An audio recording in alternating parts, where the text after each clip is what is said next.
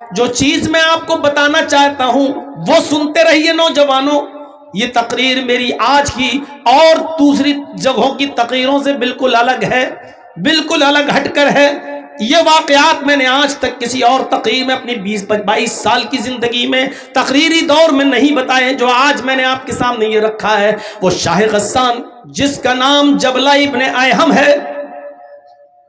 بہت بڑا بادشاہ ہے غسان کا، عیسائی ہے، اسلام سے متاثر ہو گیا، اسلام کی تعلیمات سے متاثر ہو گیا، پربھاوت ہو گیا، اور سوچنے لگا کہ اب میں اسلام قبول کر لوں تو بہتر ہے، کیونکہ اسلام دن پہ دن بڑھتا جا رہا ہے، اسلام کے اندر خوبیاں ہی خوبیاں نظر آ رہی ہیں. لیکن وہ سمجھ رہا تھا کہ میں تو عیسائیوں کا بادشاہ ہوں اور کئی مرتبہ عمر سے ٹکر لے چکا ہوں، عمر مجھ سے ناراض ہوں گے، امیر المومنین عمر فاروق مجھ سے غصہ ہوں گے، پتہ نہیں میں اسلام قبول کرنے چاہوں تو وہ میرے اسلام کو مانے بھی یا نہ مانے، کہیں میری گردن نہ اڑا دیں. اس لیے شاہ غسان اپنا ایک قاصد، اپنا ایک دودت، اپنا ایک ایلچی لیٹر لکھ کر، خط لکھ کر امیر المومنین کے پاس بھیجتا ہے. غسان کا بادشاہ جبلہ ابن ایہم ایک لیٹر لکھتا ہے اور اپنے دودت کے ذریعے، اپنے قاصد کے ذریعے وہ لیٹر بھجواتا ہے کہ حضرت عمر فاروق سے یہ پوچھو کہ شاہ غسان جبلہ ابن ایہم، غسان کا بادشاہ جو عیسائی ہے، وہ اسلام قبول کرنا چاہتا ہے، کیا میری اسلام میں انٹری ہوگی یا نہیں ہوگی؟ اس نے ایک قاصد کو بھیجا کہ اب پتہ چل جائے گا میرے قاصد کے ساتھ عمر کیا سلوک کرتے ہیں، میرے بھیجے ہوئے دودت کے ساتھ عمر کیا سلوک کرتے ہیں. اگر اچھا سلوک کیا تو ٹھیک، میں اسلام لے آؤں گا، اور نہیں تو پھر میں عیسائی بنا رہوں گا. جب وہ قاصد، وہ دودت حضرت عمر فاروق کے پاس آیا اور امیر المومنین کو وہ لیٹر دیا، حضرت عمر نے اس لیٹر کو پڑھا اور پڑھنے کے بعد اسی لیٹر پر جواب لکھوا دیا کہ تم فوراً چلے آؤ اور اسلام قبول کر لو. اسلام قبول کرنے کے بعد تمہارے اوپر کوئی نقصان نہیں ہے، تم سے کوئی انتقام نہیں لیا جائے گا، تم سے کوئی بدلہ نہیں لیا جائے گا. شاہ غسان نے جب جبلہ ابن ایہم نے یہ لیٹر پڑھا تو بڑا تعجب کرنے لگا کہ حضرت عمر فاروق رضی اللہ تعالیٰ عنہ نے اتنی آسانی کے ساتھ میرے اسلام قبول کرنے کی بات مان لی اور پرانی دشمنی سب بھول گئے. اس کو حضرت عمر کی یہ سادگی پسند آئی. اس نے اپنے 500 گھڑ سواروں کو لیا، 500 ساتھیوں کو لیا اور اپنے گھوڑوں پر بیٹھ کر وہ مدینے کی طرف سفر کرنے لگا. اپنے ساتھیوں کے ساتھ جیسے ہی مدینے آیا تو حضرت عمر فاروق کا شہر مدینہ آنے سے پہلے اس نے ایک جنگل کے اندر خیمہ ڈالا، ایک جنگل کے اندر پڑاؤ ڈالا، اور یہاں آنے کے بعد رک گیا اور یہیں سے اس نے خبر بھیجی کہ میں آ چکا ہوں، اب میں آپ سے ملنے آؤں یا نہیں آؤں. حضرت عمر فاروق نے اس کو اجازت دے دی کہ جب تم آ ہی چکے ہو تو اب شوق سے تم مدینے کے اندر داخل ہو جاؤ. حضرت عمر نے اپنے صحابہ کو بھی لگا دیا کہ ان مہمانوں کی اچھی طریقے سے مہمان نوازی کرنا. وہ شاہ غسان بہترین مکٹ و تاج پہنے ہوئے، دونوں طرف اس کے ڈائمنڈ ہیرے لگے ہوئے، قیمتی ہیرے لگے ہوئے، کبوتر کے انڈے کے مانند قیمتی ہیرے جڑے ہوئے تاج پہن کر وہ عیسائیوں کا بادشاہ، غسان کا بادشاہ جب مدینے میں اپنے 500 ساتھیوں کے ساتھ داخل ہوتا ہے تو حضرت عمر فاروق نے اس قافلے کا بہت سواگت کیا، بہت اچھی خاطر مدارات کی اور ان کی مہمان نوازی کی اور کلمہ پڑھا کر اس کو اسلام قبول کروا دیا. وہ مسلمان ہو گیا. شاہ غسان عیسائیوں کا بادشاہ وہ مسلمان ہو جاتا ہے. وہ شاہ غسان جب مدینے میں داخل ہوتا ہے 500 ساتھیوں کے ساتھ اور اسلام لے آتا ہے، حضرت عمر فاروق اس کی عزت و خاطر مدارات کر رہے ہیں. انہی دنوں میں حج کا سیزن شروع ہو جاتا ہے، انہی دنوں میں حج کا سیزن شروع ہو جاتا ہے. مدینے سے لوگ مکے کی طرف حج کرنے جا رہے ہیں. حضرت عمر فاروق نے شاہ غسان سے جبلہ ابن ایہم سے کہا کہ کیوں نہ آپ کو بھی حج کا موقع مل رہا ہے، تم بھی چلو اور تم بھی حج کر لو، ہم لوگ جا رہے ہیں حج کرنے کے لیے. آئے غسان کے بادشاہ تمہیں بھی حج مبارک ہو اور میں چاہتا ہوں کہ تم بھی میرے ساتھ حج کرنے کے لیے چلو۔ وہ بھی تیار ہو گیا، اور شاہ غسان جب تیار ہوتا ہے حج کرنے کے لیے روانہ ہوا اپنے ساتھیوں کے ساتھ، اور یہ سب لوگ جب مکے میں پہنچے تو الگ الگ ہو گئے۔ چلو جاؤ، اب طواف کے بعد ملیں گے، عمرے کے بعد ملیں گے، بعد میں ملاقات ہوگی۔ حضرت عمر بھی طواف کرنے لگے، اور خانہ کعبہ پہنچنے کے بعد شاہ غسان بھی طواف کرنے لگا۔ ایک خوبصورت لنگی پہنے ہوئے تھا احرام کی شکل میں، اوپر ایک چادر ڈالے ہوئے تھا، اور بہترین قسم کی ایک لنگی پہنے ہوئے تھا۔ بادشاہ تھا، چونکہ وہ پیسوں کی اس کے پاس کوئی کمی نہیں تھی۔ وہ طواف کرنے لگا۔ دوران طواف ایک نوجوان صحابی سے، جو اعرابی تھا، جو دیہاتی تھا، وہ نوجوان صحابی بھی طواف کر رہا تھا۔ بھیڑ زیادہ ہونے کی وجہ سے اس نوجوان آدمی کا پیر شاہ غسان کی لنگی کے اوپر رکھ گیا۔ ایسے وہ طواف ہو رہا تھا تو ایسے وہ پیر سے لنگی دب گئی، شاہ غسان کی لنگی دب گئی۔ شاہ غسان جب آگے بڑھا تو اس کی لنگی کھل گئی، شاہ غسان کی لنگی کھل گئی۔ چادر اتنی لمبی تھی اوپر والی، جو نیچے تک تھی اس کی شرمگاہ نہیں دکھائی دی، ستر نہیں کھلا، اس کی لنگی کھل گئی۔ اس نے جلدی سے، نوجوان نے، اس مسلمان صحابی نے جلدی سے اس کی لنگی اٹھا کر اس کو دی کہ بھائی غلطی سے، دھوکے سے میرا پیر تمہاری چادر پر، تمہاری لنگی پر رکھ گیا۔ شاہ غسان نے دیکھا ایک غریب آدمی جس کے احرام میں پیوند لگے ہوئے ہیں، جس کے کپڑے میں جوڑ لگے ہوئے ہیں، اس کمینے نے، اس کمبخت نے میری لنگی کو اپنے پیر سے دبا دیا۔ شاہ غسان پیچھے مڑا اور اس نے ایک زوردار تھپڑ اس مسلمان نوجوان کو، اس صحابی کو مار دیا۔ دیکھو اس لڑکے کو روکو تو لال لائٹ مار رہا ہے۔ یہی ماں باپ نے سکھایا ہے۔ اتنے اتنے سے بچے ہیں، ان کو یہ بھی نہیں معلوم لائٹ کہاں ماری جاتی ہے۔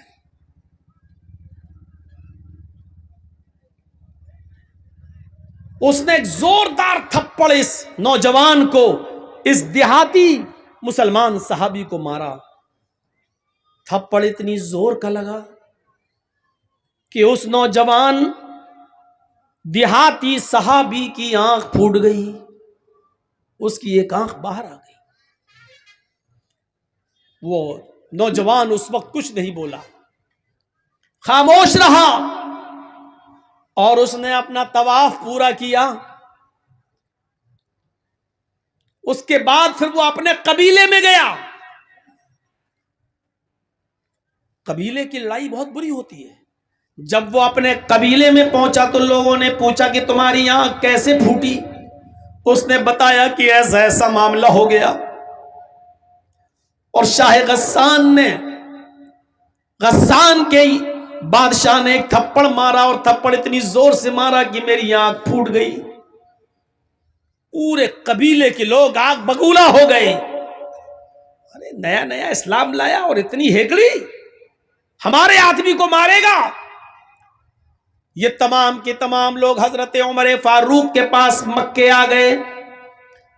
حضرت عمر فاروق کے سامنے مقدمہ دائر کر دیا کہ آپ کے شاہ غسان جو ابھی کچھ دن پہلے مدینے میں اسلام لایا ہے، اس نے دھوکے سے ہمارے نوجوان کا پیر اس کی چادر پہ پڑ گیا اور اس کی لنگی کھل گئی، لیکن اس نے پلٹ کر اتنی زور سے تھپڑ مارا کہ ہمارے ساتھی کی، اس دیہاتی نوجوان کی آنکھ پھوٹ گئی۔ مجھے انتقام چاہیے، بدلہ چاہیے۔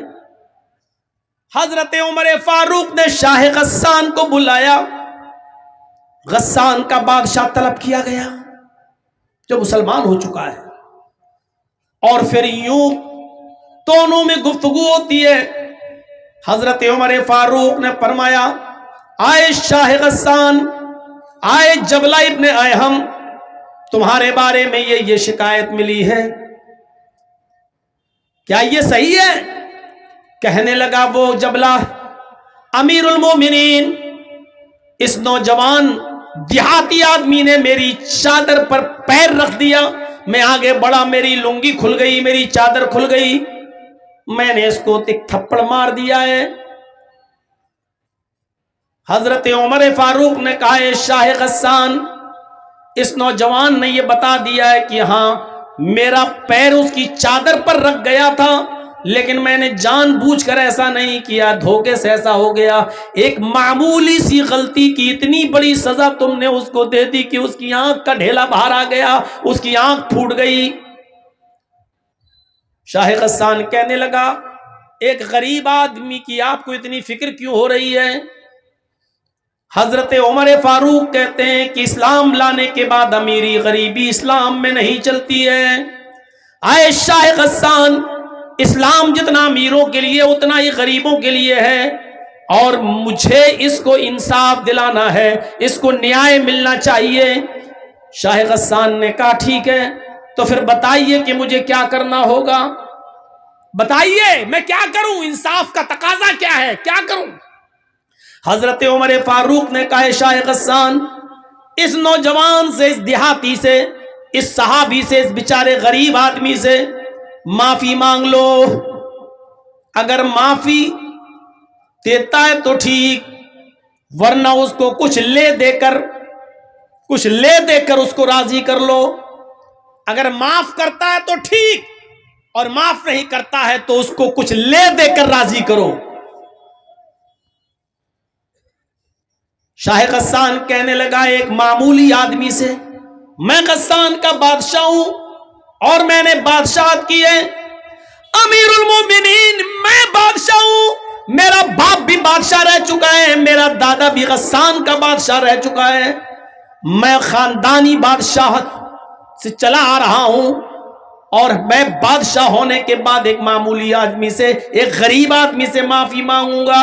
یہ بالکل نہیں ہو سکتا ہے، میں کسی بھی قیمت پر معافی مانگنے کے لیے تیار نہیں ہوں، میں ایک معمولی آدمی سے معافی مانگوں گا۔ حضرت عمر فاروق نے کہا تو پھر انتقام کے لیے تیار ہو جاؤ۔ اس نے کہا کیسا انتقام؟ کہا آنکھ کے بدلے آنکھ، تمہاری بھی آنکھ پھوڑی جائے گی۔ غور کرو یہ کس سے کہہ رہے ہیں حضرت عمر فاروق، جو ابھی چند دن پہلے اسلام لایا ہے، بادشاہ 500 لوگوں کے ساتھ اسلام لایا ہے، غسان کا بادشاہ ہے۔ کہا میری آنکھ پھوڑی جائے گی؟ کہا ہاں۔ تو کہنے لگا پھر میں ایسے اسلام کو چھوڑنے کے لیے تیار ہوں، اے امیر المومنین، جس میں امیروں کا خیال نہ رکھا جائے، جس میں بادشاہوں کی بادشاہت کا بھی خیال نہ رکھا جائے، جس میں ان کی عزت و توقیر کا خیال نہ ہو، تو ایسے اسلام کو پھر میں چھوڑ دوں گا۔ حضرت عمر نے کہا یہ تمہاری مرضی۔ اس نے کہا ٹھیک ہے، میں اسلام چھوڑنے کے لیے تیار ہوں، لیکن اس سے معافی نہیں مانگوں گا۔ حضرت عمر فاروق نے کہا اگر اسلام چھوڑتے ہو تو یاد رکھنا مرتد کی جو سزا ہے اسلام میں وہ میں تمہیں دوں گا، اور مرتد کی سزا یہ ہے کہ اسلام جو نہیں لایا وہ تو چین کے ساتھ ہے، وہ تو سکون کے ساتھ ہے، لیکن اسلام لانے کے بعد پھر اسلام کو چھوڑ کر کسی اور مذہب میں کوئی جاتا ہے تو پھر اسلام میں اس کی سزا ہے کہ اس کی گردن اڑائی جائے۔ اگر تم اسلام کو چھوڑنے کا ارادہ بنا رہے ہو تو پھر میں تمہاری گردن اڑانے کے لیے تیار ہوں، ابھی تو آنکھ پھڑوا لو، تمہارا معاملہ بن جائے گا، آنکھ کے بدلے آنکھ۔ اور اگر اسلام کو چھوڑنے کی دھمکی دی تو مرتد کی سزا یہ ہے اسلام میں کہ اس کی گردن اڑا دی جائے، میں تمہاری گردن اڑا دوں گا۔ وہ چاروں طرف سے پھنس گیا۔ شاہ غسان معافی مانگ رہا ہے تو چھوٹا ہو رہا ہے، آنکھ پھڑوا نہیں سکتا، مرتد ہو جائے تو قتل۔ اس نے کہا امیر المومنین میں چاروں طرف سے اس وقت پھنسا ہوا ہوں، مجھے ایک دن کی مہلت دیجئے، میں سوچ سمجھ کر بتاتا ہوں، مجھے معافی مانگنا ہے یا آنکھ پھڑوانا ہے یا مجھے اسلام چھوڑنا ہے، مجھے فیصلہ کرنے کے لیے مجھے ایک دن کی مہلت دیجئے، 24 گھنٹے کی مہلت۔ حضرت عمر فاروق نے کہا ٹھیک ہے، میں تمہیں ایک دن کی مہلت دیتا ہوں، سوچ سمجھ کر بتاؤ، معافی مانگ لو گے، وہ اگر معاف کر دے گا تو ٹھیک، اور مجھے امید ہے کہ انشاءاللہ وہ معاف کر دے گا، لیکن یہ اس کا معاملہ ہے، وہ کرے یا نہ کرے۔ لے دے کے معاملہ بنا لو، جتنے میں وہ تیار ہو جائے۔ اس پہ بھی نہیں بنتا ہے تو پھر آنکھ پھڑواؤ، کوئی ایک فیصلہ، جاؤ میں تمہیں 1 دن کی مہلت دیتا ہوں۔ وہ اپنے بستی میں گیا جہاں رکا ہوا تھا 500 آدمیوں کے ساتھ، اور ان لوگوں سے کہتا ہے کہ ایسا ایسا معاملہ ہے، اس اسلام میں ہماری کوئی عزت نہیں ہے، توقیر نہیں ہے، ہم کو غریبوں کے ساتھ لا کے بٹھا دیا گیا اور کہا کہ اس کو بدلہ دو، لہذا رات کی تنہائی ہونے دو، جب ساری دنیا بے ہوشی میں سو رہی ہوگی اس وقت ہم 500 آدمی یہاں سے فرار ہو جائیں گے۔ لہذا جیسی رات کی تاریکی ہوئی، رات کا اندھیرا آیا اور سب لوگ خواب غفلت میں بے ہوش ہو کے جب سونے لگے تو شاہ غسان جبلہ ابن احم اپنے 500 ساتھیوں کے ساتھ رات کے اندھیرے کا فائدہ اٹھا کر بھاگ گیا، اور وہ غسان پہنچ گیا۔ میرے پیارے ساتھیوں، حضرت عمر فاروق نے اس کی کوئی پرواہ نہیں کی۔ 500 لوگ چلے گئے جائیں، لیکن انصاف کا مرڈر نہیں ہونا چاہیے، عدل باقی رہنا چاہیے۔ اسلام کی تعلیم یہی ہے کہ انصاف قائم رہے، ایک غریب آدمی کو، ایک غریب نوجوان کو بھی انصاف ملنا چاہیے۔ حضرت عمر فاروق نے کہا نوجوان وہ گیا 500 آدمیوں کو بھی لے گیا، کوئی پرواہ نہیں، اللہ کا شکر ہے کہ میں نے عدل کو بچایا، میں نے نیائے کو بچایا، میں نے انصاف کو بچایا۔ میرے بھائیوں، ایسا عدل کرنے والا امیر المومنین حضرت عمر فاروق جیسا شخص قیامت کے دن عرش کے سائے میں ہوگا۔ ایسے ہی لوگوں کے بارے میں اللہ کے نبی نے فرمایا کہ 7 قسم کے لوگ قیامت کے دن اللہ کے عرش کے سائے میں ہوں گے، اس دن اللہ کے عرش کے سائے کے علاوہ کوئی دوسرا سایہ نہیں ہوگا۔ الامام العادل، پہلا شخص عدل و انصاف کرنے والا، حکمراں، حاکم وقت، امیر جو گھر کا بھی ذمہ دار ہو۔ قبیلہ بنو مخزوم کی ایک عورت جس کا نام فاطمہ تھا، چوری میں پکڑی گئی، اللہ کے رسول کے پاس لائی گئی۔ نبی اکرم صلی اللہ علیہ وسلم نے فرمایا اس کی چوری اتنی زیادہ ہے کہ حد کو پہنچ رہی ہے، اس کا ہاتھ کاٹ ڈالو۔ لوگوں نے کہا امیر گھر کی ہے، بڑے اونچے اور عزت دار گھرانے کی عورت ہے، اگر اس کا ہاتھ کٹ گیا تب تو ناک ہی کٹ جائے گی اس خاندان کی، اس قبیلے کی۔ نبی اکرم کے سب سے قریبی اور سب سے چہیتے صحابی حضرت اسامہ کے پاس سفارش کے لیے بھیجا گیا اسامہ کو کہ آپ اللہ کے رسول کے بہت قریبی لوگ ہیں، قریبی ہیں، آپ نبی سے سفارش کیجئے، شاید اللہ کے رسول آپ کی بات مان جائیں اور اس عورت کا ہاتھ نہ کٹوائیں۔ اللہ کے رسول نے اسامہ سے کہا آئے اسامہ، اتشفع فی حد من حدود اللہ، فی حدود اللہ، کیا تم اللہ کی حدوں میں سے ایک حد کے لیے سفارش کرنے آئے ہو؟ یہ اللہ کی قائم کردہ حدیں ہیں اور تم کہتے ہو کہ میں اس عورت کو چھوڑ دوں؟ یہ سزا محمد نے نہیں، محمد کے رب نے نافذ کی ہے۔ پہلے زمانے کے لوگ اسی لیے برباد ہوئے کیونکہ ان کے امیر جب کوئی غلط کام کرتے تھے تو ان کو چھوڑ دیا جاتا تھا، اور ان کے ضعیف و کمزور لوگ جب کوئی غلط کام کرتے تھے تو ان کو سزا دی جاتی تھی۔ نہیں، اس عورت کا بھی ہاتھ کاٹا جائے گا، تمہاری بھی سفارش نہیں مانی جائے گی۔ اللہ کے رسول نے سفارش ریجیکٹ کر دی اسامہ کی، اور اس عورت کا، بنو مخزوم کے لڑکی کا، عورت کا ہاتھ کاٹ ڈالا گیا جس کا نام فاطمہ تھا۔ جب اس کا ہاتھ کٹ گیا تو اللہ کے نبی صلی اللہ علیہ وسلم نے فرمایا لو ان فاطمہ بنت محمد سرقت لقطعت یدہا، اگر فاطمہ محمد کی بیٹی نے چوری کی ہوتی اور آج چوری میں وہ بھی پکڑی جاتی تو آج فاطمہ کا ہاتھ بھی کاٹنے سے محمد رسول اللہ کو کوئی نہیں روک پاتا، اس لیے کہ یہ عدل کا تقاضا ہے اور یہ سزا اللہ تبارک و تعالیٰ کی طرف سے نافذ کی گئی ہے، یہ سزا محمد رسول اللہ کی بنائی ہوئی نہیں ہے۔ اگر آج اس عورت کی جگہ پر محمد کی اپنی بیٹی بھی چوری میں پکڑی جاتی تو زمانہ دیکھتا، دنیا دیکھتی کہ محمد اپنی بیٹی فاطمہ کا بھی ہاتھ کٹوا دیتا۔ یہ ہے عدل و انصاف۔ اور جس قوم میں عدل و انصاف نہیں ہے سمجھ لو عرش کے سائے میں ان کو جگہ نہیں ملے گی۔ چلیے اب تھوڑا سا اور آگے بڑھیں۔ پہلی چیز ہو گئی ہے عدل و انصاف کرنے والے لوگ۔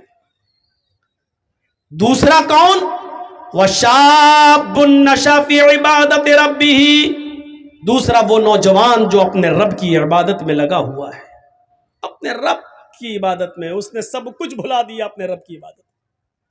نوجوان شاب نشأ فی عبادت اللہ، اس کا مطلب کیا ہے؟ اللہ تعالیٰ کو جوانی کی عبادت زیادہ پسند ہے۔ بڑھاپے میں تو سبھی عبادت کرنے لگتے ہیں، بچوں کی شادی ہو گئی، اب سب ہو گیا، اب جا رہے ہیں حج کرنا ہے، سب سے نبٹ گئے، اب چلو حج کرے آئے۔ اب حج کر کے آئے تو اب اللہ اللہ کرنے پہنچ گئے مسجد میں، پوری جوانی تو خرافاتوں میں گزار دی۔ اب جب 2-3 سال کے مہمان رہ گئے، کھوسٹ بڈھے ہو گئے، صحیح سے زبان چلتی نہیں ہے، ہاتھ پیر اٹھ نہیں رہے، اب جا رہے ہیں اللہ تعالیٰ کی عبادت کرنے۔ میں یہ نہیں کہہ رہا ہوں کہ یہ عبادت اللہ کو پسند ہے، لیکن نوجوانی کی عبادت زیادہ پسند ہے۔ غور کرو، وہ حضرت حنظلہ رضی اللہ تعالیٰ عنہ جن کی شادی ہوئی ہے اور آج پہلی رات ہے، رخصت ہو کر بیوی گھر پہ آئی ہے، آج شادی ہوئی، آج پہلی رات ہے، شوہر اپنی بیوی کے ساتھ، حنظلہ اپنی بیوی کے ساتھ سو رہے ہیں۔ میاں بیوی کے درمیان جو تعلق ہوتا ہے وہ بھی قائم ہو چکا ہے۔ اتنے میں جنگ کا اعلان ہو جاتا ہے، جہاد کے لیے نکلنے کا اعلان ہو جاتا ہے۔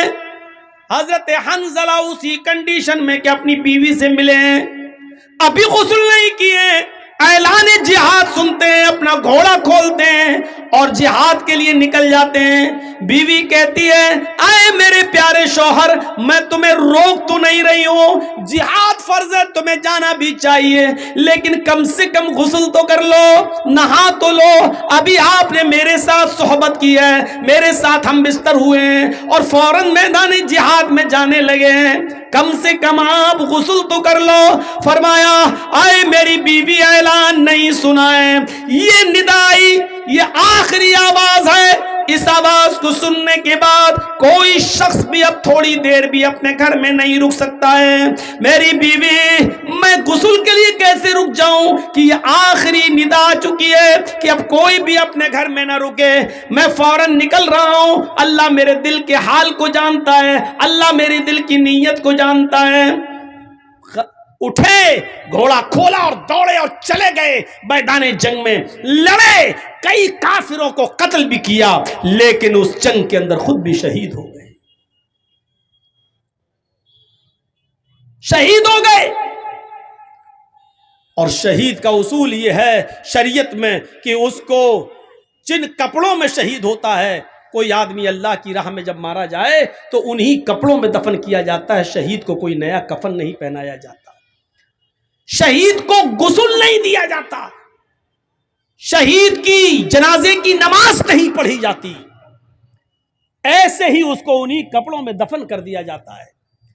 جب اس کو دفن کرنے کے لیے لے جایا جا رہا تھا تو حنظلہ کی بیوی کہنے لگی، اے اللہ کے رسول، میرے شوہر کو غسل دے دیجئے۔ اللہ کے نبی فرماتے ہیں، اے حنظلہ کی بیوی، کیا تجھے پتہ نہیں تیرا شوہر شہید ہوا ہے اور شہید کو غسل نہیں دیا جاتا، اس کو انہی کپڑوں میں کفنایا جائے گا، انہی کپڑوں میں دفنایا جائے گا جس میں وہ شہید ہوا ہے، اور قیامت کے دن اسی حال میں اٹھے گا کہ اس کے جسم سے خون گر رہا ہوگا۔ اللہ خون گرتے ہوئے خون کو دیکھ کر کہے گا، فرشتوں اس کو جنت میں لے جاؤ، یہ تو میرے لیے ساری چیزوں کی قربانی دے کر آیا ہے، اس کا کیا حساب لوں، اس سے کیا سوال کروں، اس سے کیا پوچھ تاچھ کروں، اس سے کیا کوشچن آنسر کروں، اس کو جنت میں داخل کر دیں۔ حنظلہ کی بیوی کہتی ہے، اللہ کے رسول، میں کیسے بتاؤں، ان اللہ لا یستحی من الحق، اللہ تعالی حق بات سے نہیں شرماتا ہے۔ میری شادی ہوئی تھی، حنظلہ نے میرے ساتھ رات گزاری تھی اور میرے ساتھ صحبت کی تھی، اور جب آخری اعلان سنا تو بغیر غسل کے وہ نکل گئے اور جہاد کرنے لگے. میں اس غسل کی بات کر رہی ہوں جو غسل بیوی سے ملنے کے بعد کیا جاتا ہے. حنظلہ کو وہ غسل دے دیجئے, کیونکہ حنظلہ بغیر غسل کے نکل گئے تھے اور وہ شہید کر دیے گئے. تھوڑی دیر توقف کیا, اللہ کے نبی جناب محمد رسول اللہ تھوڑی دیر رکے رہے اور تھوڑی دیر کے بعد فرمایا ساتھیو اس جنازے کو اٹھاؤ اور قبرستان میں لے جا کر ان کو دفن کرو, میں بھی چل رہا ہوں. حنظلہ کی بی بی پھر بولی اے اللہ کے نبی اتنی دیر رکنے کے بعد بھی آپ نے غسل نہیں دیا. فرمایا اے حنظلہ کی بی بی اپنے گھر جا, تیرے شوہر کو محمد رسول اللہ کے غسل کی ضرورت نہیں ہے. آسمان سے 70,000 فرشتے زمین پر اترے اور ان فرشتوں نے تیرے شوہر کو غسل دے دیا. تیرا شوہر غسیل الملائکہ ہے, فرشتوں نے تیرے شوہر کو غسل دے دیا ہے. تیرے شوہر کو ہمارے غسل کی ضرورت نہیں ہے, تیرا شوہر فرشتوں کے ذریعے غسل دیا ہوا ہے. اور پھر حنظلہ کو دفن کر دیا گیا. میرے بھائیوں یہ نوجوانی کی عبادت تھی. اپنی پیاری بیوی کو چھوڑ دیا, پہلی شادی, پہلی رات, 24 گھنٹے بھی اپنی بیوی کے ساتھ نہیں رہ پایا اور اعلان سنا, نکل گیا, جہاد کیا اور قتل ہو گیا, شہید ہو گیا. ایسا نوجوان اللہ کے عرش کے سائے میں ہوگا.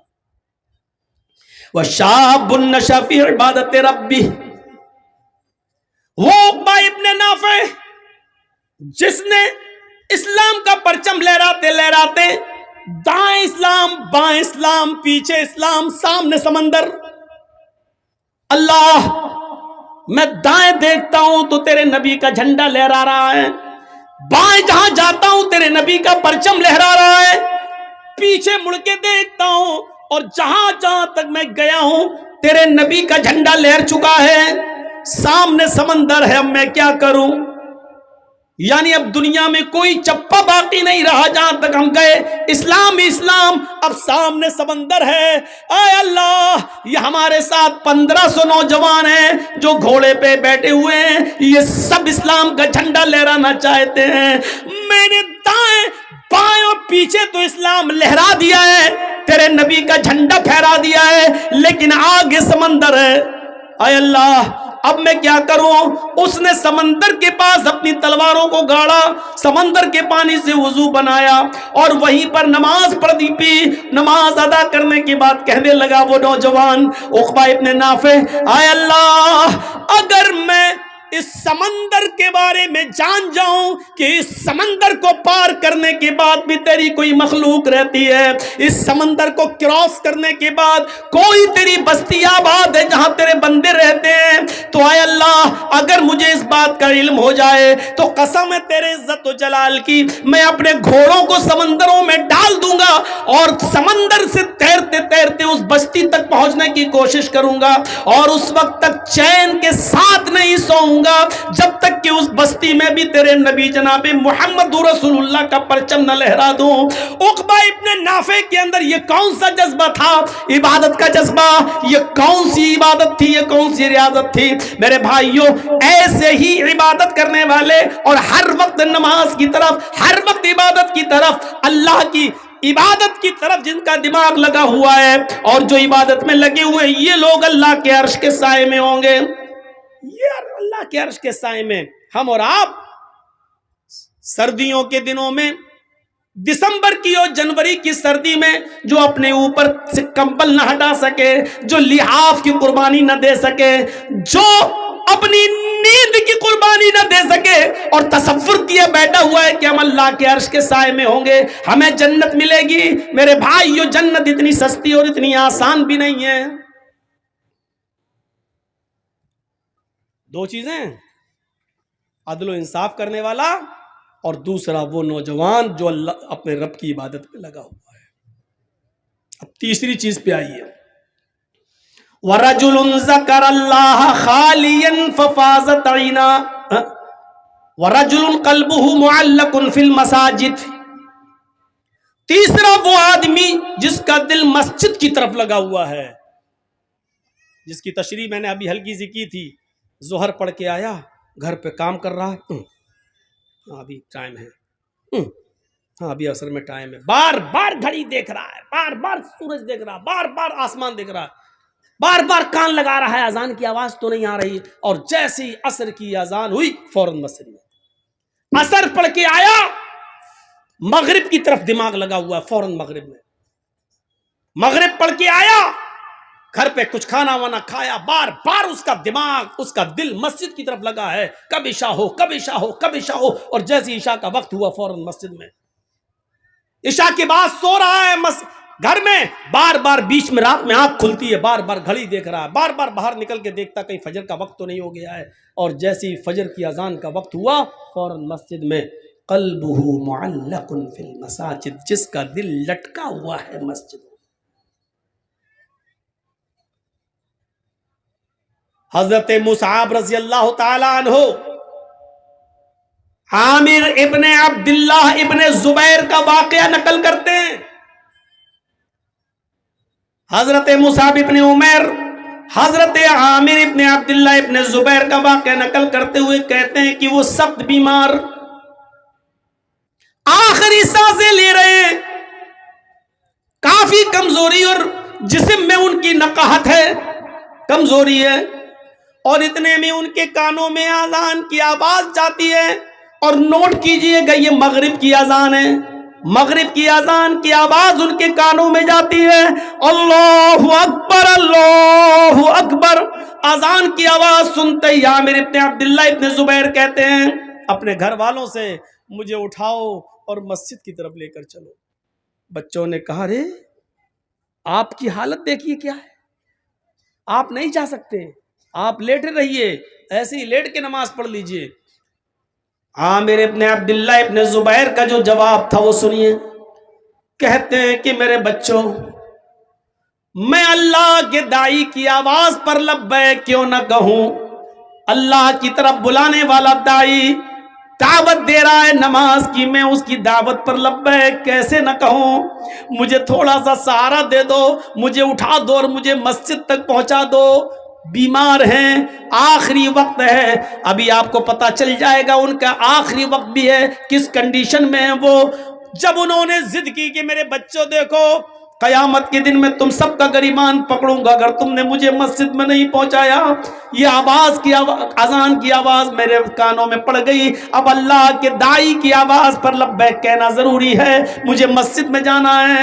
اب ان کی ضد کے آگے ان کے بچوں نے ان کو اٹھایا، محلے کے دو چار لوگ اور آ گئے، انہوں نے بھی سہارا دیا، اور گھر میں کسی طریقے سے ان کو وضو کروانے کے بعد مسجد میں داخل کر دیا۔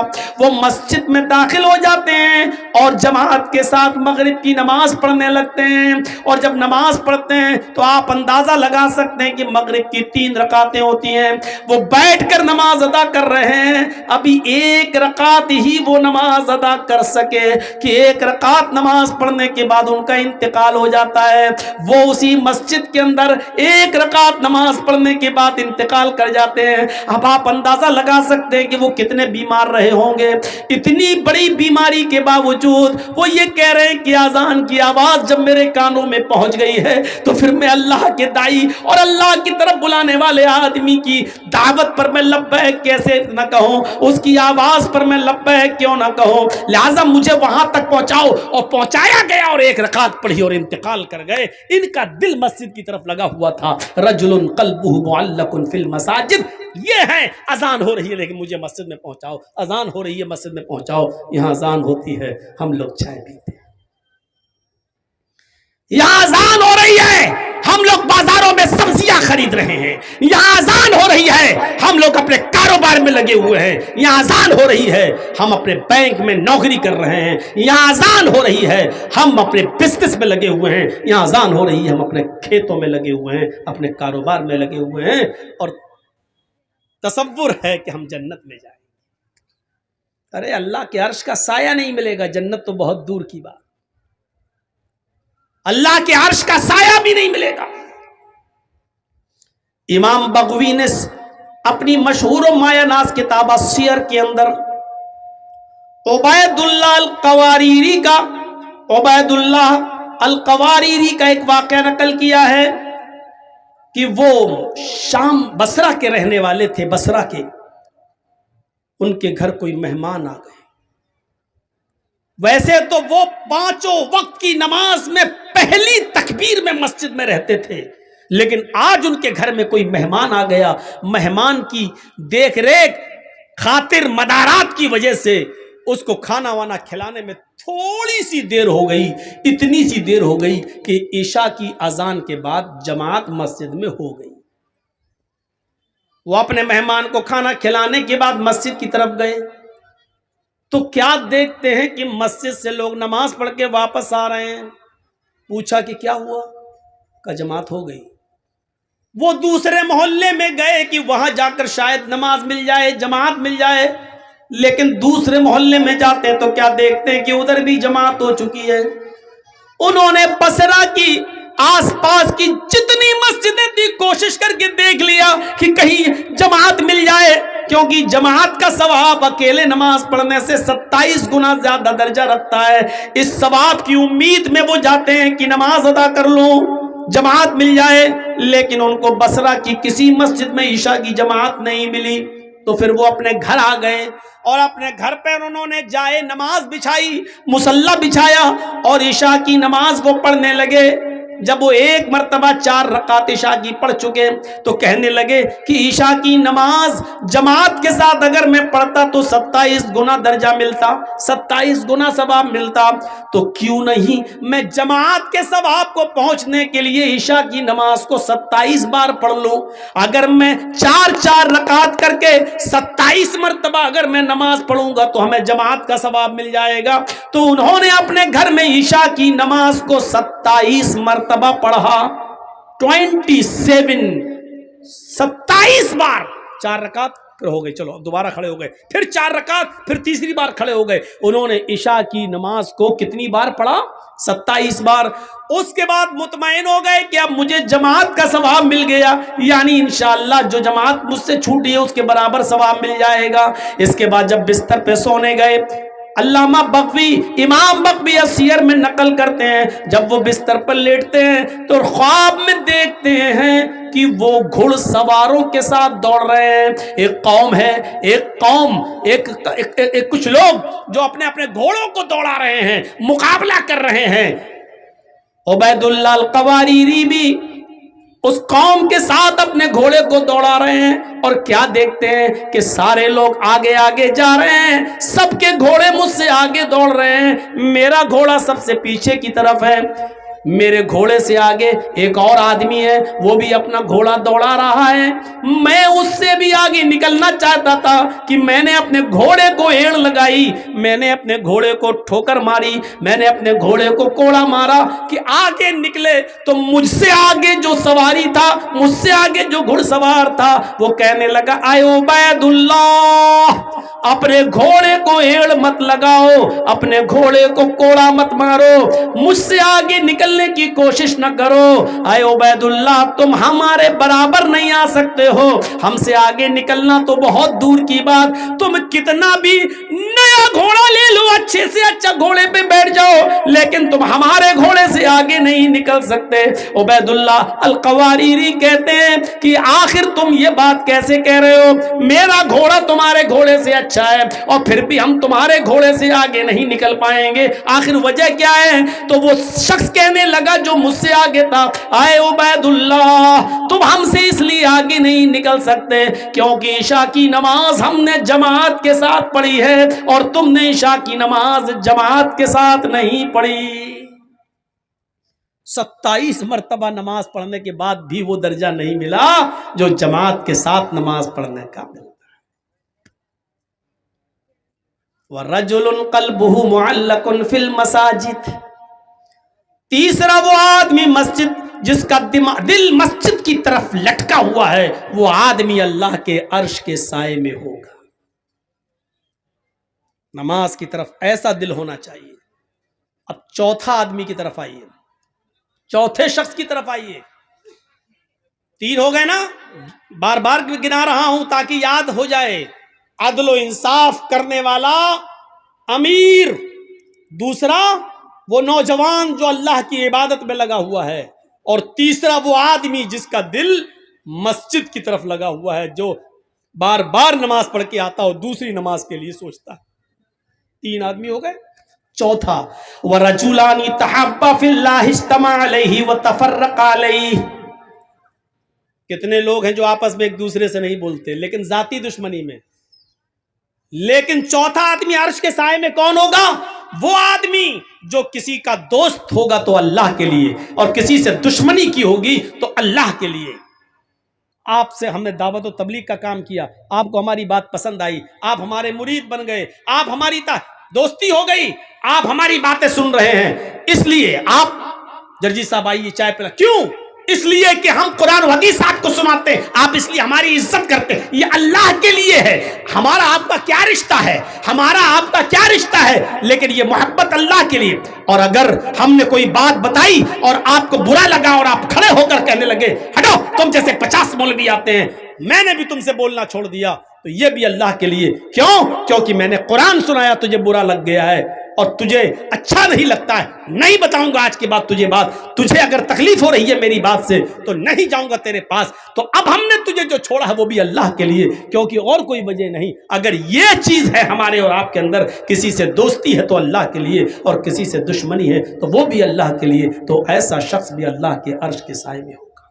اگر ہم آپ کو چھوڑ رہے ہیں تو اللہ کے لیے تب تو ٹھیک ہے، لیکن آپ کو ہم اس لیے چھوڑ رہے ہیں کیونکہ آپ نے میرا پیسہ مار لیا، آپ نے میرا حق مار لیا، آپ نے میری زمین و جائیداد پہ قبضہ کر لیا، آپ نے ہمیں گالی دی، اس لیے ہم آپ کو چھوڑ رہے ہیں. تو یہ لڑائی نہیں ہے.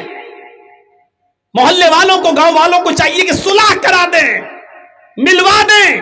کیونکہ کوئی مسلمان کسی مسلمان سے اگر 3 دن سے زیادہ بات نہیں کرتا تو اس کی نماز، اس کی روزہ، اس کی کوئی فرض اور کوئی نفل عبادت اللہ کے یہاں قبول نہیں ہوتی ہے.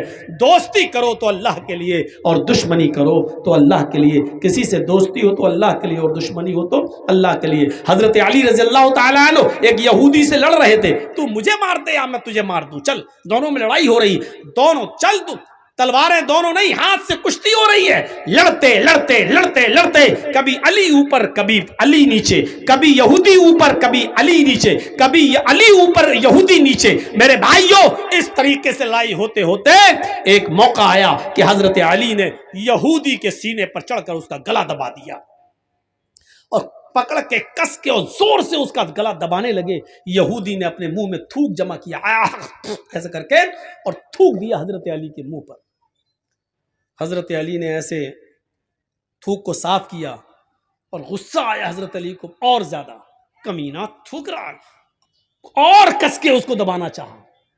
ابھی تو جب دبا رہے تھے لیکن جب اس نے تھوکا تو اور غصہ آ گیا.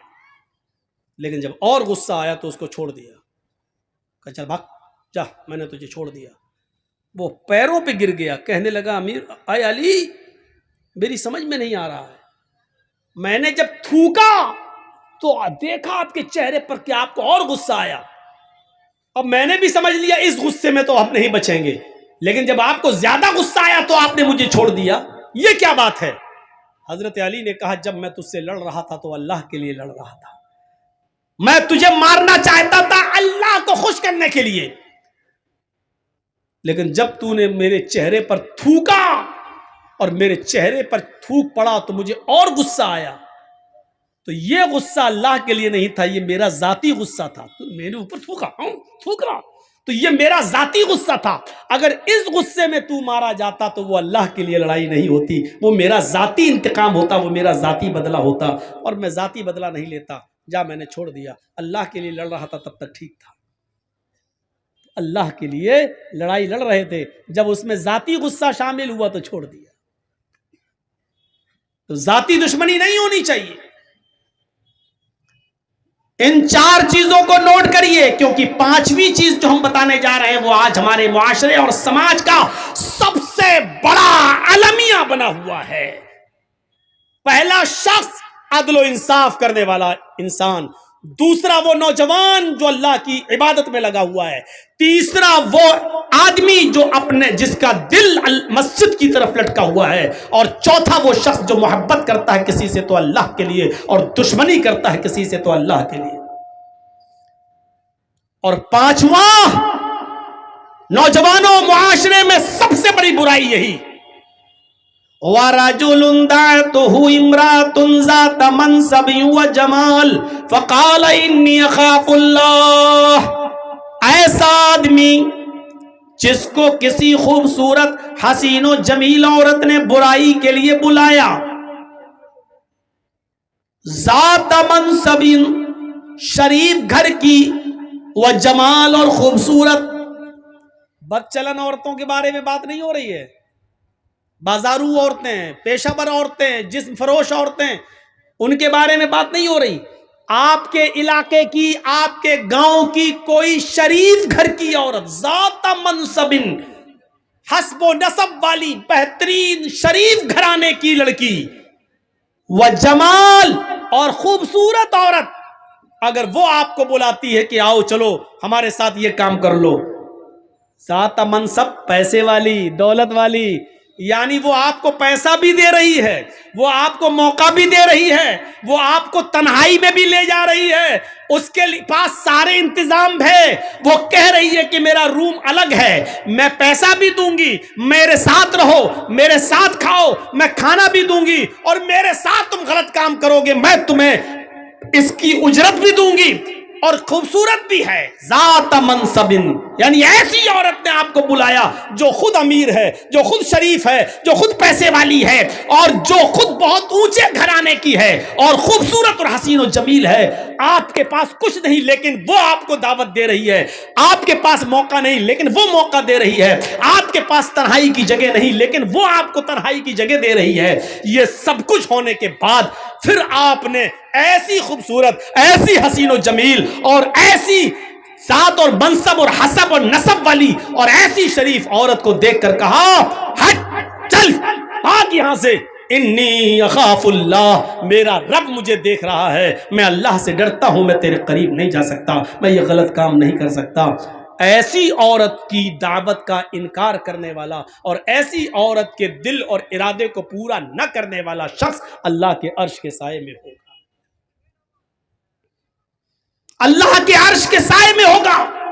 امام ابن سیرین کا نام سنیں، بہت بڑے بزرگ گزرے ہیں، بہت خوبصورت تھے، بہت حسین و جمیل تھے. یہ جس بستی میں رہتے تھے بزازی کا کام کرتے تھے، کپڑے کی گٹھری کو سر پہ لاد کر گلی گلی، محلے محلے میں جا کر بیچا کرتے تھے، اور کسی مسجد کے امام بھی تھے، لے کر گلی گلی بیچا کرتے تھے. اس علاقے میں ایک امیر زادی بیوہ عورت رہتی تھی، اس کا شوہر مر چکا تھا، اس کی کافی لونڈیاں تھی، باندیاں تھی، خادمہ تھی، یعنی بہت پیسے والی تھی، بہت امیر تھی، امیر زادی، امیر کی بیٹی تھی وہ.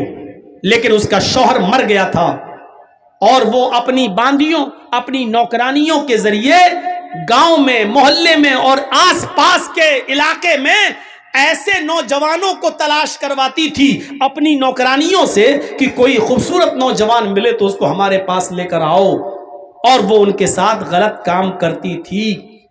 ایک باندی نے، اس کی ایک نوکرانی نے اپنی مالکہ سے کہا، اس بیوہ عورت سے، کہ ایک امام ہے، بہت خوبصورت ہیں، حسین و جمیل ہیں، نوجوان ہیں، کہو تو میں ان کو تمہارے پاس لے کر آؤں، کپڑا بیچتے ہیں.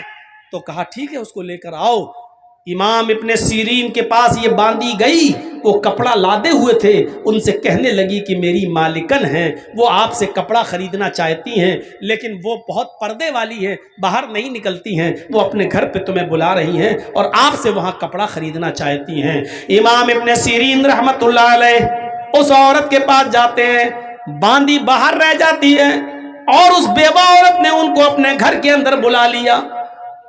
یہ کپڑا دکھانے لگے، دیکھو بہن، دیکھو دیکھو، کپڑا کھول کھول کے ان کو دکھانے لگے. اور اس کو تو کپڑا لینا ہی نہیں تھا. جب اس کو کپڑا لینا نہیں تھا تو وہ دل لگی کی باتیں کرنے لگی، بہلانے پھسلانے کی باتیں کرنے لگی، ان کو اپنی طرف مائل کرنے لگی اور کہنے لگی مجھے کپڑا خریدنا ہی کب ہے، آئیے میرے قریب ہوئیے اور میرے ساتھ جمع کیجئے، میرے ساتھ ہم بستری کیجئے. امام ابن سیرین نے سارے کپڑے کی گٹھری باندھی اور اس کو پیک کر کے رکھا اور پھر ان کو واعظ کرنے لگے، نصیحت کرنے لگے، ان الحمد للہ نحمدہ ونستعینہ ونستغفر، پورا خطبہ دے ڈالا اور زنا کی مذمت پر قرآن کی آیتیں پڑھ کے اس کو بتائیں، اور بہت سی باتیں بتانے کے بعد جہنم کا عذاب، قبر کے عذاب کے بارے میں بتایا، سب کچھ سنایا، لیکن اس بیوہ عورت پر کوئی فرق نہیں پڑا، اس نے کچھ نہیں دیکھا، وہ بار بار کہتی رہی ٹھیک ہے اللہ غفور رحیم ہے، معاف کرنے والا ہے، تم آؤ پہلے میرے پاس، تم آؤ پہلے میرے قریب۔ جب دیکھا کہ وعظ و نصیحت کا کوئی فرق نہیں پڑا اور یہ عورت مائل ہے، یہ زنا پر آمادہ ہے، تو کہنے لگے کہ اب بچنے کا کوئی راستہ بھی نہیں ہے۔ تو ان کے دماغ میں خیال آیا، آئے نوجوانوں، اللہ والے کیسا کیسا کام کر گئے زنا سے بچنے کے لیے، اور ہم تو یہ تصور بھی نہیں کر سکتے۔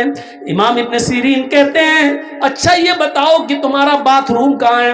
مجھے بہت سخت لیٹرین لگی ہوئی ہے، مجھے قضاء حاجت کے لیے جانا ہے، میں لیٹرین سے فارغ ہونے کے بعد آتا ہوں، تمہارے پاس بیٹھتا ہوں۔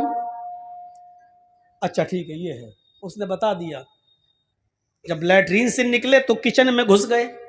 کچن میں جو نالی تھی جس میں بہت زیادہ کچڑا اشڑا جمع ہو جایا کرتا تھا، اس میں کالے رنگ کی سیاہ کیچڑ جمی ہوئی تھی نالی میں۔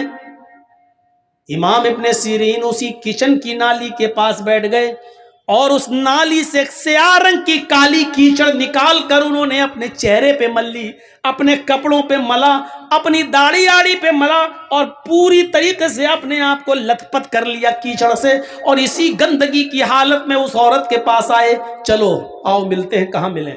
اس نے کہا ہٹ ہٹ بدبو آ رہی، ہٹ یہ کیا کر کے آیا تو؟ یہ جلدی سے کپڑے کی گٹھری اٹھائی اور بھاگ گئے، اور پھر جب گاؤں میں پہنچے تو ایک کنویں سے پانی کھینچا اور وہاں جا کر انہوں نے اپنے کپڑے دھوئے، اور وہاں جا کر وہ نہائے دھوئے اور انہوں نے غسل کیا اور اللہ کا شکر ادا کیا کہ آئے اللہ، آج تو نے مجھے ایک عورت کے شر و فتن سے تو نے مجھے بچا لیا، آج میں زنا جیسی بدکاری سے محفوظ ہو گیا۔ میرے پیارے ساتھیوں، زنا سے بچنے کے لیے غور کرو کہ وہ عورت، امام ابن سیرین اگر اس کا ارادہ پورا کر دیتے تو پیسہ بھی دیتی، تنہائی بھی دے رہی تھی، امیر بھی تھی، کپڑا بھی نہیں خریدتی اور پیسہ بھی دے رہی تھی ان کو، سب کچھ۔ لیکن امام ابن سیرین کے پاس سب کچھ تھا، موقع تھا، تنہائی تھی، اور وہ بیوہ عورت خوبصورت بھی تھی، لیکن ان سب کے باوجود اللہ کا خوف تھا اور اپنے آپ کو بچایا۔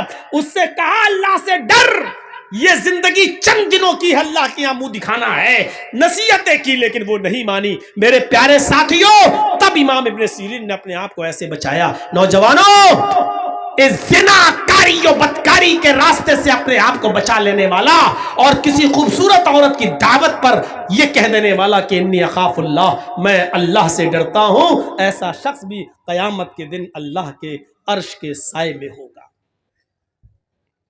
بخاری شریف کے اندر ایک واقعہ آیا ہے، جب مرثد ابن ابی مرثد ایک صحابی ہیں، ایمان لائے، اسلام قبول کیا، تو اللہ کے رسول نے ان سے کہا کہ تم مکے جاؤ، اور مکے میں ہمارے بہت سے مسلمان صحابہ قید ہیں، کافروں کے چنگل میں ہیں، ان سے چھڑا کر چپکے مدینے کی طرف لاؤ، ان کو وہاں سے چھڑاؤ۔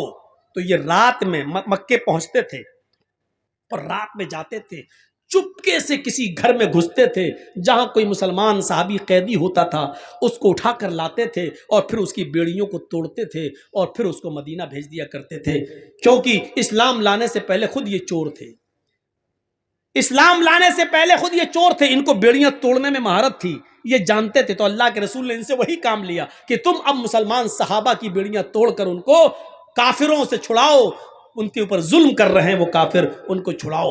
تو ایک دن یہ مکے کے اندر پہنچ گئے اور اسی جگہ چلے گئے جہاں مسلمان صحابہ قید تھے، رات کی تاریکی کا فائدہ اٹھایا اور ایک دیوار کے پیچھے چھپ گئے۔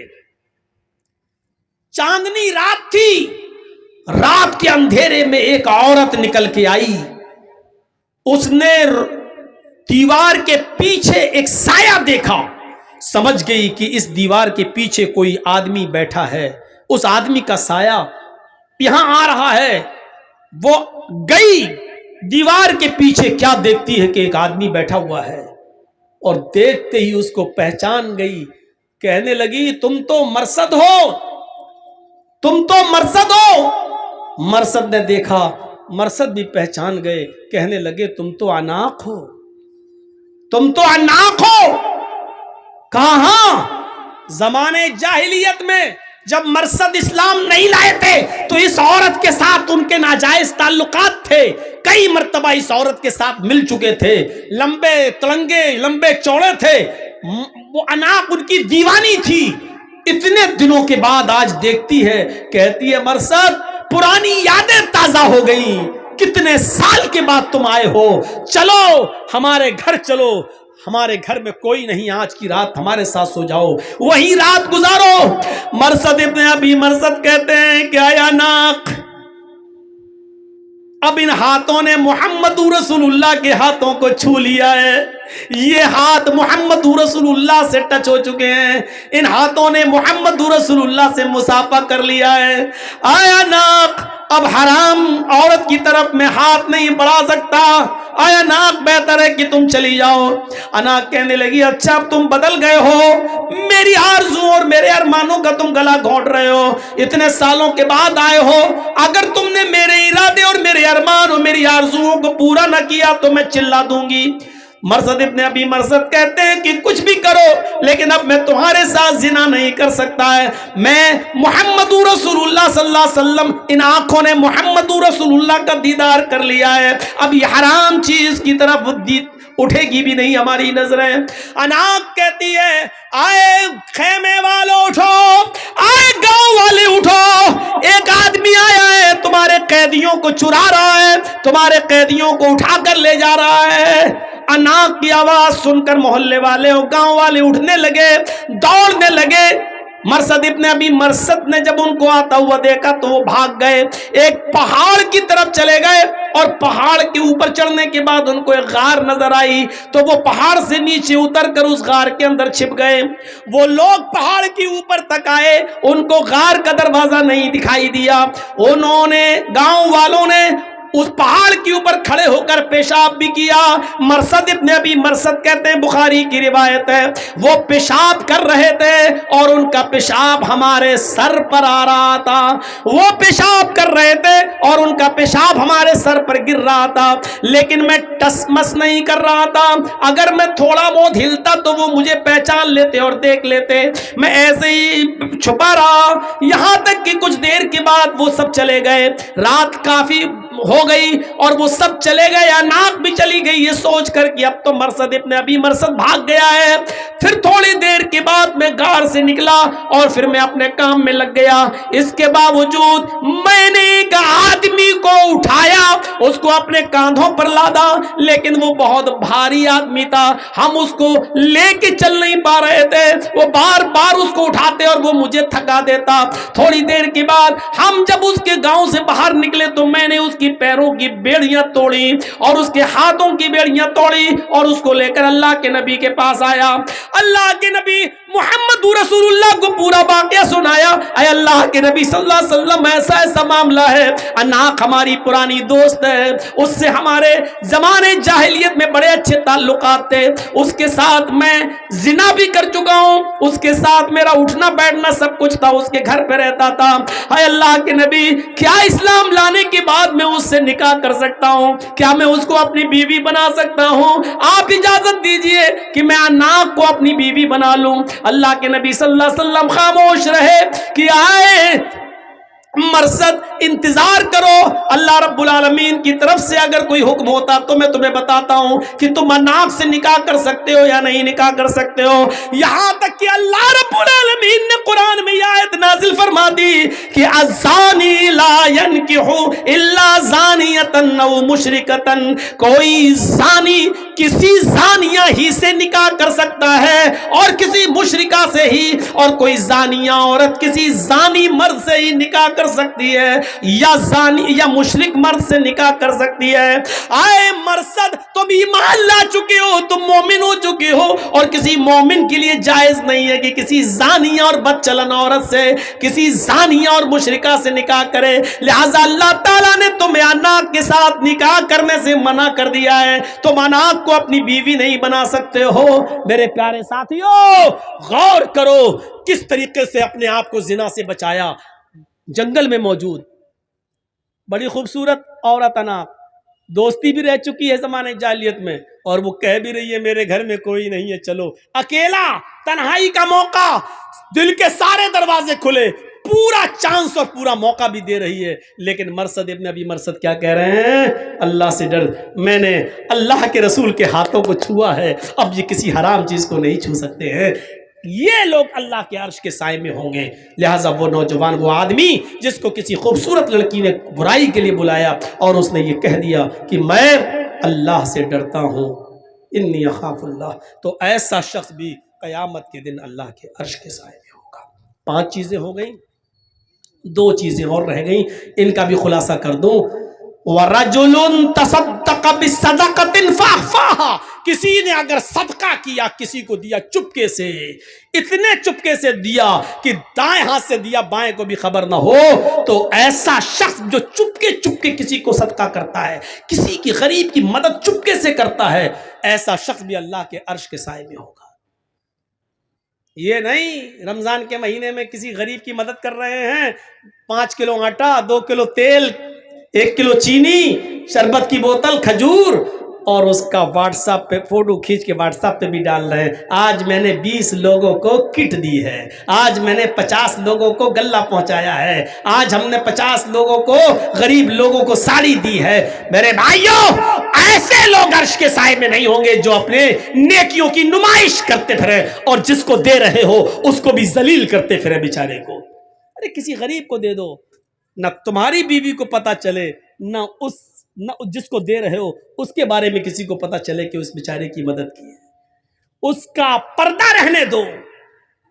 اس طریقے سے دو دائیں ہاتھ سے کہ بائیں کو بھی خبر نہ ہو، یعنی کانوں کان، ہمارے زبان میں بولا جاتا نا، کانوں کان کسی کو خبر نہ ہو، اس طریقے سے صدقہ کرو۔ بخاری کی ایک روایت ہے کہ ایک شخص کہتا ہے، اے اللہ آج کی رات میں صدقہ کروں گا اور میں چپکے سے دوں گا، کسی ضرورت مند کو دوں گا۔ پھر وہ رات میں اٹھا اور چپکے سے نکلا اور اس نے ایک ضرورت مند کو رات میں دیکھا، اس کے ہاتھ میں اس نے اپنا صدقہ، اپنا زکوٰۃ کا مال، اپنا صدقہ کا مال اس کو دے دیا۔ صبح جب وہ مارکیٹ کی طرف گیا تو راستے میں باتیں ہو رہی تھی، کچھ لوگ کہہ رہے تھے دیکھو اللہ کا نیک بندہ بیچارہ رات میں کسی کو صدقہ دینے کے لیے نکلا، وہ چاہتا تھا کہ کسی غریب کو دوں لیکن کسی چور کو دے دیا اس نے۔ اس نے کہا اللہ میری نیت تو نہیں تھی چور کو دینے کی، میری نیت تو تھی غریب کی مدد کرنے کی، لیکن اب دھوکے سے چور کے پاس پہنچ گیا تو میں کیا کر سکتا ہوں، اللہ آج میں پھر نکلوں گا اور کسی غریب کی مدد کروں گا۔ دوسرے دن وہ پھر رات میں نکلا چپکے سے، آج پھر کسی غریب آدمی کو اس نے دیکھا جو رات میں موقع، اس نے پوچھا تم ضرورت مند ہو؟ کہا ہاں، اس نے صدقے کا مال اس کو دے دیا۔ صبح ہو کے راستے میں پھر باتیں ہوئی کہ دیکھو آج بھی بیچارہ دھوکہ کھا گیا، کوئی نکلا اور کسی غریب کی مدد کرنا چاہتا تھا لیکن دھوکہ کھا گیا، آج تو اس نے ایک بہت بڑے امیر کے ہاتھ میں پیسہ پکڑا دیا، آج تو بہت بڑے امیر کی مدد کر دی، جبکہ صدقہ تو غریب کے لیے ہے لیکن دھوکہ کھا گیا، اس نے امیر کو دے دیا۔ اس نے کہا اللہ میں کسی غریب کی مدد کرنا چاہتا تھا لیکن آج بھی دھوکہ کھا گیا، پتہ نہیں کیا ہو رہا ہے، اے اللہ میرے کسی کے چہرے پر تو لکھا نہیں ہے کہ کون امیر کون غریب، اب میرے پاس اور بھی صدقے کا مال ہے، آج کی رات میں نکلوں گا تو میری مدد کرنا اور کسی مستحق تک پہنچا دینا، جس جو مستحق ہو، جو اس کا جو غریب ہو، اے اللہ میں چپکے ہی سے دوں گا، اس طرح دوں گا کہ کسی تیسرے کو پتہ نہیں چلنا چاہیے۔ وہ رات کی تاریکی میں تیسرے دن بھی نکلا اور جب تیسرے دن نکلتا ہے تو پھر کسی غریب کو ڈھونڈتا ہے تو کیا دیکھتا ہے کہ ایک عورت بیٹھی ہوئی ہے، مایوس ہے، پریشان حال ہے۔ یہ اس عورت کے پاس گیا، کہتا بہن اتنی رات میں تم اکیلی مجبور نظر آتی ہو؟ اس نے کہا کہ میں بہت مجبور عورت ہوں، میری مجبوری کا فائدہ مت اٹھاؤ، رات کے اندھیرے میں میرے ساتھ مجبوری کا فائدہ مت اٹھاؤ، جاؤ یہاں سے۔ اس نے کہا میں مجبور ہی انسان کو دیکھ رہا ہوں، 2 دن سے میں برابر دھوکہ کھا رہا ہوں، یہ لیجئے۔ اس نے چپکے سے صدقے کا مال اس عورت کو دے دیا، خوش تھا کہ آج تو میرا صدقہ کسی اچھی جگہ پہنچ گیا، کسی صحیح جگہ پہ چلا گیا۔ صبح ہوتی ہے تو جیسے یہ مارکیٹ کی طرف گیا، لوگوں میں چرچے ہو رہے تھے، تمہیں معلوم ہے؟ کہا نہیں۔ کہا کیا ہوا؟ کہا اللہ کا نیک بندہ آج بھی بیچارہ صدقہ کرنے نکلا اور کسی غریب کی مدد کرنا چاہتا تھا، لیکن آج اس نے ایک بد چلن اور بدکار عورت کو صدقہ کر دیا، اپنا مال کسی زانی اور بد چلن عورت کو دے دیا۔ اس کا کام رات میں روزانہ نکلنے کا ہے اور کسٹمر تلاش کر کے جسم بیچتی ہے، ان سے پیسہ لیتی ہے۔ اس نے کہا اللہ مجھے ثواب نہیں ملے تو گناہ بھی مت دینا، اس لیے کہ میری نیت تو اچھی تھی غریب کی مدد کرنے کی، لیکن میں 3 دن دھوکا کھا گیا اور اب میرے پاس زکوٰۃ کا صدقے کا سارا مال بھی ختم ہو گیا۔ اگر تو مجھے ثواب نہ دے تو گناہ بھی مت دینا، کیونکہ میں نے جان بوجھ کر کسی امیر کی، چور کی اور بدکار عورت کی مدد نہیں کی۔ جب رات میں یہ سویا تو خواب دیکھتا ہے کہ کوئی کہہ رہا، بخاری کی حدیث، رات میں خواب دیکھتا کوئی کہہ رہا ہے تو مایوس مت ہو، نادم مت ہو، اللہ نے تیرے صدقے کو قبول کر لیا۔ ہو سکتا ہے کہ جس چور نے چور کو تو نے صدقہ کیا، ہو سکتا ہے کہ وہ چور تیرے صدقے کا مال پا کر اپنی چوری سے توبہ کر لے۔ ہو سکتا ہے جس امیر آدمی کو تو نے صدقہ دیا وہ توبہ کر لے اور اس پیسے کو غریب اور مسکینوں میں خرچ کر دے۔ جس بد چلن عورت کے ہاتھ میں تو نے پیسہ دیا، صدقہ کیا، ہو سکتا ہے کہ وہ اپنے زنا سے توبہ کر لے اور تیرے دیے ہوئے صدقے کے مال سے وہ اپنے بیوی، اپنے بچوں کی اور اپنے شوہر کی دیکھ ریکھ کرے، اور ہو سکتا ہے کہ توبہ کر لے۔ تو نے انجانے میں ایسا کام کیا، اللہ نے تیرے صدقے کو قبول کر لیا۔ میرے بھائیوں، یہ حدیث ہمیں بخاری کی یہ بتلا رہی ہے، اگر دھوکے سے رات کی تاریکی میں کسی غریب کی مدد کرنا چاہتے ہو اور آپ نے چپکے سے کسی کی مدد کی لیکن دھوکہ کھا گئے، وہ غریب کی جگہ کوئی اور نکلا یا دھوکے سے آپ کا پیسہ کسی اور کی جگہ پاس پہنچ گیا، لیکن چپکے سے مدد کرنے کی وجہ سے آپ کا صدقہ قبول ہو جائے گا، بھلے ہی آپ نے غلط جگہ دیا ہے جان بوجھ کر نہیں دھوکے سے، تو اللہ رب العالمین آپ کے صدقے کو تو قبول کر لے گا، آپ کو گناہ نہیں پڑے گا، آپ کا صدقہ تو قبول ہو جائے گا، لیکن اس آدمی کو حساب و کتاب دینا پڑے گا جو ضرورت مند نہیں تھا پھر بھی لے لیا، تو آپ کا صدقہ قبول ہو جائے گا۔ تو ایسے صدقہ کیجئے کہ کسی غریب کو جب آپ دو، داہنے ہاتھ سے دو تو بائیں ہاتھ کو بھی اس کی خبر نہیں ہونی چاہیے۔ یہ ہے صدقے کا مطلب۔ نمائش مت کریے، کسی کی مدد کر لو، ایک فوٹو لینا ذرا، ہاں کھچ، آج میں نے 10 غریب لوگوں کی مدد کی، اللہ کے عذاب سے ڈرو، اس بیچارے کی نمائش کر رہے ہو آپ۔ 6 چیزیں ہو گئی، 7ویں اور آخری چیز اللہ کے نبی نے فرمائی، اللہ کے عرش کے سائے میں کون ہوگا؟ رجل ذکر اللہ خالیا ففاضت عیناہ، جو اللہ کے خوف سے اللہ کو یاد کر کے رات کی تاریکی میں اللہ سے ڈر گیا، اس کے عذاب سے ڈر گیا، تو ایسا شخص اللہ کے عرش کے سائے میں ہوگا قیامت کے دن۔ قیامت کے دن حضرت عمر فاروق رضی اللہ تعالیٰ عنہ رات کے اندھیرے میں روزانہ غریب عورت، ایک بوڑھی عورت اور ایک اندھی اور نابینا عورت کی خدمت کیا کرتے تھے، اور اس کے بعد میں جب خدمت کر کے دربار خلافت میں آتے تھے تو یہ ہاتھ اٹھا کر دعا کرتے تھے تہجد کے بعد، اور روتے ہوئے یہ دعا کرتے تھے کہ ربنا اصرف عنا عذاب جہنم ان عذابها کان غراما، اے اللہ جہنم کا عذاب ہم سے ہٹا لے، اس لیے کہ جہنم کا عذاب برداشت کرنے کی ہمیں چھمتا نہیں ہے، جہنم کا عذاب برداشت کرنے کی ہم میں سکت نہیں ہے۔ وہ روتے تھے، اللہ کو یاد کر کے وہ روتے تھے اور اپنے آنکھوں سے آنسو بہاتے تھے۔ آنسو بہانے کا سب سے اچھا وقت رات کا وقت ہے، اور تنہائی میں روئیے۔ دن میں اگر روتے ہیں تو دکھاوا بھی ہو سکتا ہے، ان کے سامنے روئیں گے تو آدمی کہے گا ہاں بہت رونے والا ہے، دیکھیے کتنا رو رہا ہے۔ رات کی تاریکی میں اور اکیلے میں روئیے اور اپنے رب کو بنائیے اور دعا مانگیے، ربنا اصرف عنا عذاب جہنم ان عذابها کان غراما، الہ العالمین تو جہنم کے عذاب سے ہم کو نجات عطا فرما، اے اللہ جہنم کے عذاب سے ہم کو بچا لے، ان عذابها کان غراما کہ تیرا عذاب بہت ہی زیادہ سخت اور چپٹنے والا ہے۔ یہ دعا مانگتے رہو اور آنکھوں سے آنسو بہاتے رہو۔ اللہ کے نبی صلی اللہ علیہ وسلم نے ذکر و اذکار کی بڑی فضیلت فرمائی ہے، اور یاد رکھیے اڑتے بیٹھتے چلتے پھرتے دعائیں پڑھتے رہا کرو، کم سے کم یہ دعا بھی، یہی دعا پڑھتے رہو، رب اغفر لی رب اغفر لی، اے اللہ مجھے بخش دے، اے اللہ مجھے بخش دے، یہ دعا پڑھتے رہو۔ اللہم انی ظلمت نفسی ظلما کثیرا ولا یغفر الذنوب الا انت فاغفر لی مغفرۃ من عندک وارحمنی انک انت الغفور الرحیم۔ یہ دعا اللہ کے نبی نے ابو بکر صدیق کو سکھلائی تھی۔ ابو بکر نے کہا تھا اللہ کے نبی ایسی دعا بتاؤ جس دعا کو پڑھ کر میں اپنے گناہوں کی معافی مانگتا رہوں۔ اللہ کو یاد کرو تنہائی میں، اور آنکھوں سے جس کے آنسو بہ گئے، ایسا شخص بھی قیامت کے دن عرش کے سائے میں ہوگا۔ تو پھر سے ایک بار گن لیجئے، عدل و انصاف کرنے والا ایک، وہ نوجوان جو اپنے رب کی عبادت میں لگا ہوا ہے، دو، تیسرا وہ آدمی جس کا دل مسجد کی طرف لٹکا ہوا ہے اور ہمیشہ نماز کے بارے میں سوچ رہا ہے، چوتھا وہ شخص جو کسی سے محبت کرتا ہے تو اللہ کے لیے اور دشمنی کرتا ہے کسی سے تو اللہ کے لیے، اور پانچواں وہ شخص جس کو کسی خوبصورت اور شریف خاندان کی لڑکی نے غلط کام کے لیے بلایا اور اس نے کہہ دیا میں اللہ سے ڈرتا ہوں، میں تیرے قریب نہیں جاؤں گا، تو یہ شخص بھی اللہ کے عرش کے سائے میں پانچ۔ اور چھٹا شخص وہ جس نے چپکے سے خاموشی کے ساتھ صدقہ و خیرات کیا، کسی کو کان و کان اس کی خبر نہیں، یہ بھی اللہ کے عرش کے سائے میں ہوگا۔ اور ساتواں وہ آدمی جس نے اللہ کو تنہائی میں یاد کیا اور اس کی آنکھوں سے آنسو آ گئے، تو قیامت کے دن یہ بھی اللہ کے عرش کے سائے میں ہوگا۔ یہ 7 خوبیاں اپنے اندر پیدا کیجئے اور اللہ کے عرش کا سایہ پائیے۔